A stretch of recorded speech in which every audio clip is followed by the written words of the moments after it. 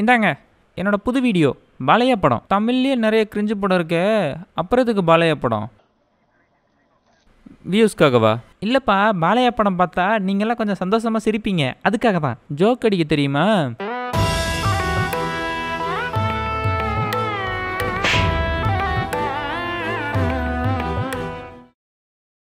பாலையா பாலையா பாலையா அவரோட இப்பத்தி படங்களை விட பழைய படங்கள் ஏகப்பட்ட கிரிஞ்சாக இருக்கும். அட நம்ம ஊர் படமே ஏகப்பட்ட பழைய படம் கிரிஞ்சு தான் தம்பி.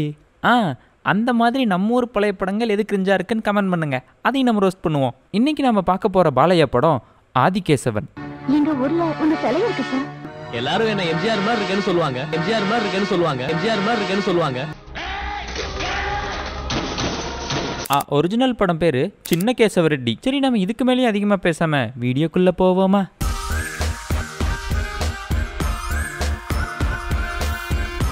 படத்தோட ஸ்டார்டிங்லேயே பாலையாவோட சிலைக்கு மாலை போட்டு அந்த ஸ்கூலில் இருக்கிற பசங்களுக்கெல்லாம் சாக்லேட் கொடுத்துட்டு இருக்காங்க. அங்கில் யார் இவர்? இவர் தான் தம்பி ஆதிகேசவன். இவர் உயிரோட இருக்காரா இல்லையான்னு கூட எங்களுக்கு தெரியாது, ஆனால் வருவார், கண்டிப்பாக வருவார். கட் பண்ணா பாலையா மும்பையில் பைக் ஓட்டிட்டு இருக்காரு. இந்த நாள் வரை வண்டியை விடவில்லை, வண்டியை விடாம நாள் கணக்கா சுத்திட்டு இருக்கான். பாலையா இந்த படத்துல ஒரு போலீஸ் காப் மாதிரி ஃபீல் பண்ண, ஒரு குற்றவாளியை பிடிக்கிறதுக்காக போயிருக்காரு. அவனை பிடிக்கிறதுக்காக ஜிடிஏல கூட சாத்தியமில்லாத செயலெல்லாம் பாலையா செய்வார்.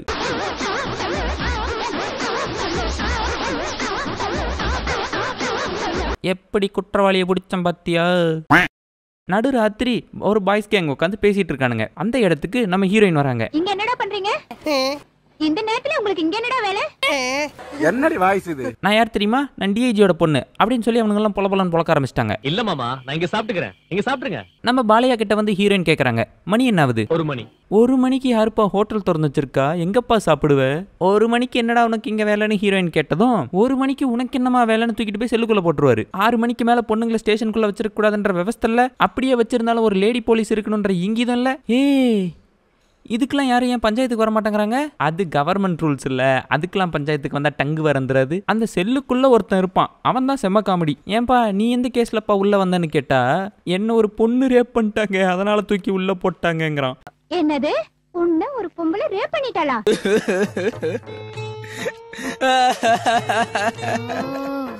ஐயோ ஐயோ, என்ன மறுபடியும் ரேப் பண்ணிடாதீங்க, என்னால தாங்க முடியாதுமா. அடுத்த நாள் அவங்க அப்பா வந்து பொண்ணை ரிலீஸ் பண்ண சொல்லிடுறாரு. என் கிட்ட அவர் சாரி கேட்டாதான் நான் வெளியே வருவேன்னு சொல்லுது ஹீரோயின். சாரி தானே சார், போய் சொல்லிடுறேன்னு ஹீரோ வராரு. என்ன சாரி சொல்லணுமா? ஐ லவ் யூ சொல்றேன் sir. I love you, I love you. நானே விசித்திரமான ஆளு. நம்ம ஹீரோவோட ஊரு புலிப்பந்தல். எந்த ஊரு?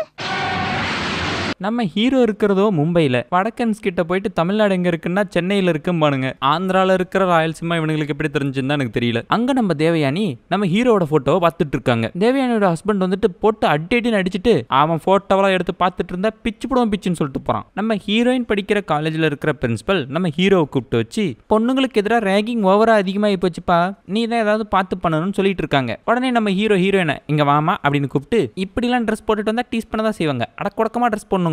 அவர் விக்டிம் பிளேம் பண்றாரு, அவர் விக்டிம் பிளேம் பண்றாரு. சார் சிவகாசிலையும் இதே தான் சொன்னாரு, அதுக்கெல்லாம் கைத்தட்டி விசில் அடிச்சிங்களே. நம்ம ஹீரோ வெளியே வந்தா அங்க ஒருத்தன் ஈவ்டீசிங் பண்ணிட்டு இருக்கான். அட விடுங்க தம்பி, ராகிங்லாம் பண்ணாதீங்க. ஏய் யாரா நீ, போடாந்தாண்ட. ஓ சாரி நீங்க உங்க ராகிங் கண்டினியூ பண்ணுங்க அப்படின்னு சொல்லிட்டு கிளம்பிடுறாரு. அந்தாண்ட போய் பெட்ரோல் எடுத்துட்டு வந்து ஊத்தி வண்டியை கொளுத்தி போடுறாரு. அதுக்கப்புறம் அவருக்கே உரித்தான அந்த லொச்சக் முச்சக் ஃபைட்டு. லொச்சக் முச்சக் பச்சக் லொச்சக் முச்சக் பச்சக் லொச்சக் முச்சக் பச்சக் லொச்சக் முச்சக் பச்சக். எல்லாரும் என்ன எம்ஜிஆர் மாதிரி இருக்கேன்னு சொல்லுவாங்க. உண்மையா இந்த இடத்துல வந்திருக்க வேண்டிய டைலாக்கு என்டிஆர் மாதிரி இருக்குன்னு சொல்லுவாங்கன்னு தான் சொல்லியிருக்கணும். பாலையா படத்தில் அவரோட அப்பாவோட ரெஃபரன்ஸ் இல்லாமல் எப்படி? அதுக்கப்புறம் ஹீரோயினோட வீட்டில் ஏதோ ஒரு ஃபங்க்ஷன் ஹீரோ போக அந்த இடத்துல ஒரு பாட்டு போட எல்லாம் டான்ஸ் அடிக்கிறாங்க. பணியாரம் பணியாரம் பணியாரம் பணியாரம் பணியாரம் விட்டுக்கோ.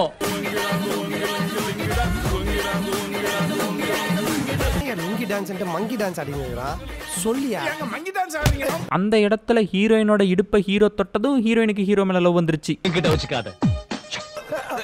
ஐயோ 5 பைசா கூட இல்லையே. ஹீரோயின் தன்னோட லவ் போய் சொல்றாங்க, அட்வைஸ் பண்ணி அனுப்பி விட்டுறாரு. போவையா கக்கிச்சு போறட வந்து கலவரம் பண்ணிக்கிட்டு இருக்க. ஹீரோயினோட அப்பாவே கூப்பிட்டு பேசுறாரு, சாரி சார் உங்க பொண்ணை நான் கல்யாணம் பண்ணிக்க முடியாதுன்னு வந்துடுறாரு.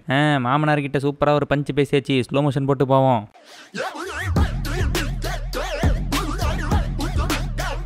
பரத் இங்க பாத்தியா இது என்ன தெரியுமா? ஆசிட். லவ் பண்ண முடியாது கல்யாணம் பண்ணிக்க முடியாதுன்னு சொன்னேன் ஏன் மூஞ்சில ஊத்திக்குவேன். ஓகே. அப்புறம் என்ன நம்ம பாலையகாரும் ஸ்ரேயாவும் குறிஞ்சி நிலத்துக்கு போய் குத்தாட்டம் போட்டுட்டு இருக்காங்க. சார் நான் ரொம்ப நல்லாவே டான்ஸ் ஆடுவோம் சார்.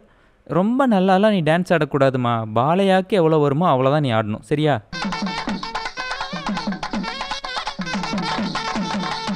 அப்புறம் நம்ம வில்ல பசங்கள்லாம் சும்மா இல்லாமல் பிரச்சனை பண்ணுவானுங்க. அந்த பிரச்சனையில் ஒரு போலீஸ் ஆஃபீஸரை டிமோட் பண்ணிடுவாங்க. டிமோட் பண்ணி ஜெயிலரா அனுப்புறாங்க பீகாருக்கு. கட் பண்ணால் நம்ம எல்டர் பாலையா என்ட்ரி.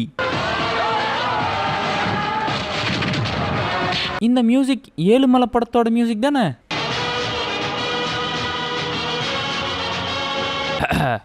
மணி சர்மா காரு சொல்லுங்க பாலையா காரு. நரசிம்ம நாயுடு படத்தில் ரொம்ப நல்லா மியூசிக் போட்டிருந்தீங்க. ரொம்ப நன்றி காரு. அடுத்த படத்துக்கும் நம்மளே மியூசிக் போட்டுருவோமா? நரசிம்ம நாயுடுவோட தமிழ் வருஷனுக்கும் நீங்கள் தானே மியூசிக் போட்டிருந்தீங்க. ஆமாம் காரு. படம் பேர் ஏழுமலை. மியூசிக்லாம் செம்ம ஃபயரு. இப்போ அதே மாதிரி மியூசிக்கை சின்ன கேசவ ரெட்டியில் போட்டு தந்துருங்க. அதே மாதிரி எதுக்கு காரு? அதையே போட்டு தந்துடுறேன். காப்பிரைட் பிரச்சனை வராது. நான் தானே.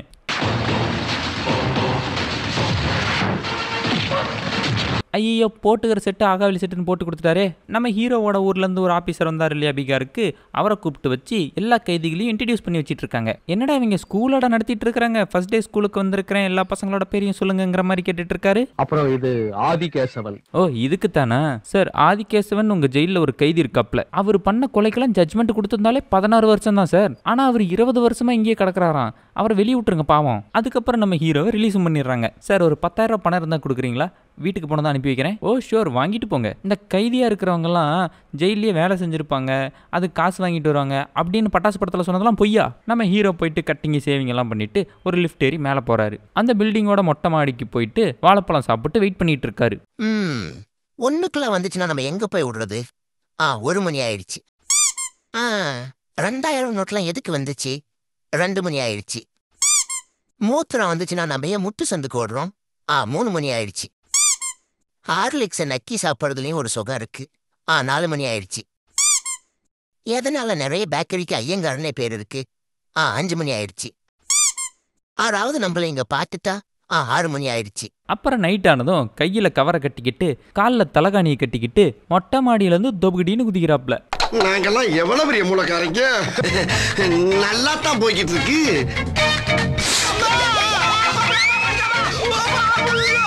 கீழே விழுந்த அவருக்கு ஒரு கீரல் கூட விழல. அப்புறம் ஒருத்தனை கொல்றதுக்காக பாலையாகாரு உள்ள போறாரு. நம்ம பாலையாகாருவை பார்த்ததும் அவனே என்ன கொன்னுடுங்கன்னு கெஞ்ச ஆரம்பிச்சிட்டான். ஒரு நிமிஷம் கூட தாமதிக்காம என்ன கொன்னுடு. சே இவனை கொல்றதுக்காகவா காலையில இருந்து காத்துட்டு இருந்தேன்.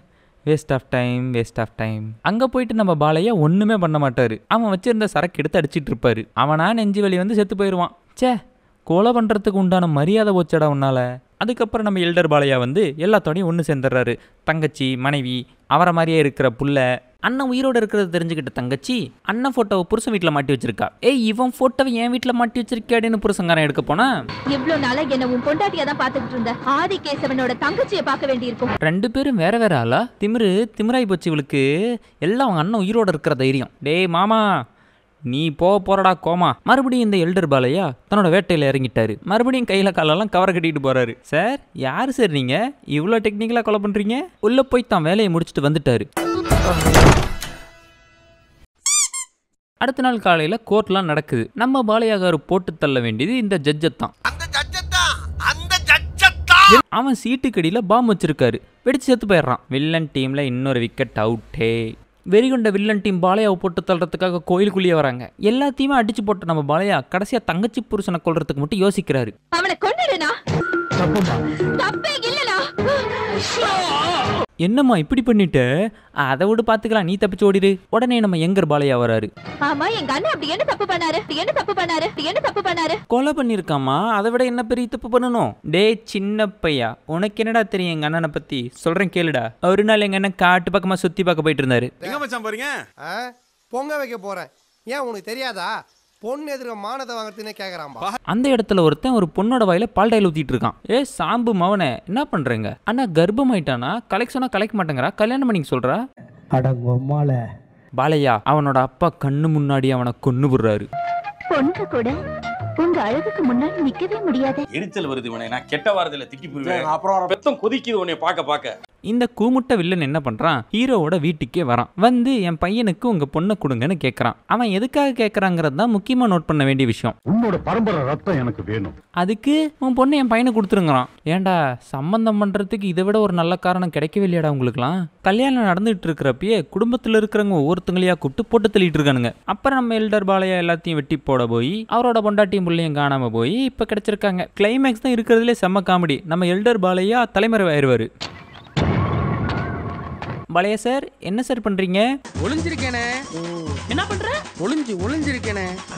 அப்ப அவரோட பொண்டாட்டி செத்து போயிட்டதா ஒரு நியூஸ். அதை கேட்டு நம்ம பாலையாகாரு வெளியே வராரு. போய் பார்த்தா பொண்டாட்டி உயிரோட இருக்கு. நீ செத்து போயிட்ட நியூஸ் பேப்பர்ல வந்துச்சு, அதை பத்தமா நான் வந்தேன். அப்போ நான் செத்துட்டேன்னு நினைச்சுதான் வந்தீங்களா?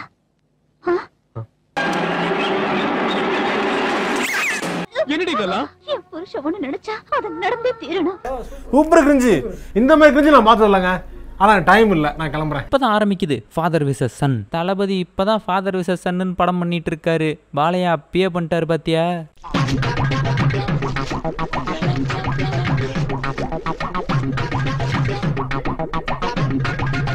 என்னடா பூமிக்குள்ள ட்ரில் பண்ணிலாம் காரை வெளியே எடுக்கிறீங்க? ஐயோ நீங்க ரொம்ப டேஞ்சர் போல்தே.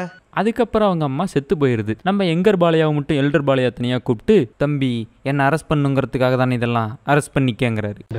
சொல்லுங்கப்பா, உங்க அம்மா சாகும்போது எவ்வளவு கஷ்டப்பட்டீங்களோ அது எங்க அம்மா சாகும்போது தான் எனக்கு புரியுது. உடனே போலீஸ் ரவுண்ட் அப் பண்ணிருது. நம்ம வில்லனை வந்துடுறான். அவித்தியே லொச்சக் முச்சக் ஃபைட்டை போட்டு படத்தை முடிச்சிருக்கலாம். ஆனா பாலையாகாருவை ஜெயில தூக்கி போட்டு அவர் அங்க போய் குரலி வித்த காட்டி அப்புறம் ஜெயில இருந்து தப்பிச்சு வந்து அதுக்கப்புறம் ஒரு ஸ்டேஜ் மேல வச்சு வில்லனை போட்டு தள்ளுவாரு. உன்னை அரெஸ்ட் பண்றப்ப அந்த காட்டுக்குள்ள நானும் தானே இருந்தேன், அங்கேயே என்ன போட்டு தள்ளி இருக்கலாம்ல, எதுக்கு இந்த குரலி வித்தையெல்லாம் காட்டிக்கிட்டு? எல்டர் பாலையாவை ஜெயில போட்டாங்க. எங்கர் பாலையா எல்டர் பாலையாவோட பொசிஷன் எடுத்துக்கிட்டாரு. ஐயோ இதை பேசி முடிக்கிறதுக்கு எனக்கு 2 நாள் ஆயிடுச்சு. எடிட் பண்ணி முடிக்க எத்தனை நாள் ஆகுதோ. உங்களை அடுத்த வீடியோவில் வந்து பார்க்குறேன்.